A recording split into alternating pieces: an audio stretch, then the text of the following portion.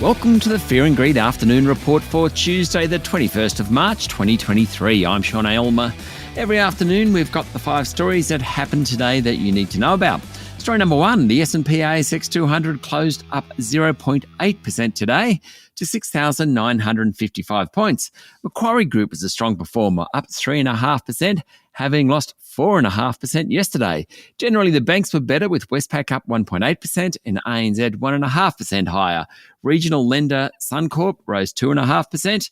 BHP, Wesfarmers and Aristocrat all did well. Underperformers included Telstra and Coles. Best on the day was coal miner New Hope. More on that shortly. Next best was Domino's. Its share price jumped 6%. The pizza maker's share price is down more than 30% over the past month. That's since its disappointing half-year results.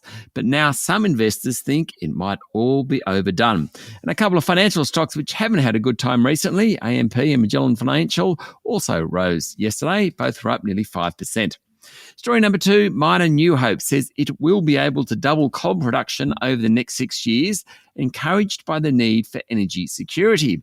After announcing a doubling of half-year profits to $669 million for the 6 months to the end of January and a special dividend for shareholders, the group said an increased supply of coal was needed to allow for a reasonable and responsible transition.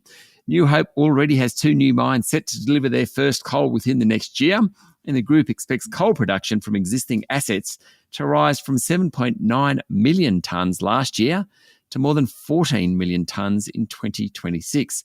The comments were made just hours after the latest Intergovernmental Panel on Climate Change urged countries like Australia to stop approving new fossil fuel mines.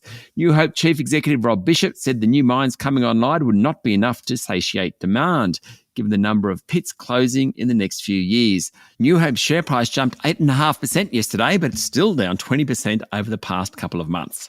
Story number 3, Incitec Pivot has sold its ammonia manufacturing facility in the US for $2.5 billion, sending its share price up 3%. The sale clears the way for the company to demerge, which, if successful, will split the group into an explosives business and a fertiliser business. Incitec also announced it secured a 25-year ammonia supply agreement with CF Industry Holdings, valued at $425 million US.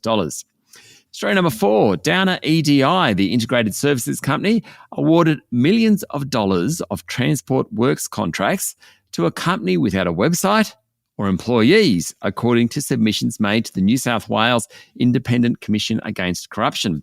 The submissions allege the contracts enabled a former manager to pocket hundreds of thousands of dollars in profits and others to take cash kickbacks, according to a report in the Financial Review. ICAC, which this week held its first day of hearings in an investigation known as Operation Hector, is examining 2 multi-million-dollar programs run by Transport for New South Wales, which was using Downer as its principal contractor from 2016. And finally, story number 5, there is a second and new rescue plan being hatched for the US's 14th largest bank, First Republic, after a $30 billion US lifeline failed to arrest a sell-off in the lender. We've now had 4 bank failures, 3 in the US and 1 in Europe, and First Republic is teetering, a little like the confidence of many investors.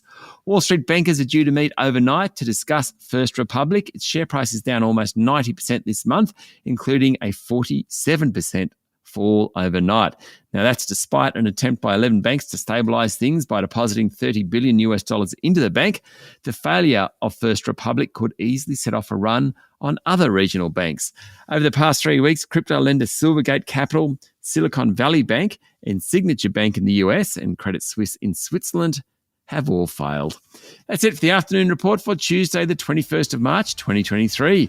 Don't forget to hit follow on the podcast and find Fear and Greed on LinkedIn, Instagram, Twitter and Facebook. Join Michael Thompson and I tomorrow morning for the Fast 5 by Fear and Greed, the top 5 business stories you need to know in just 5 minutes. I'm Sean Aylmer. Enjoy your evening.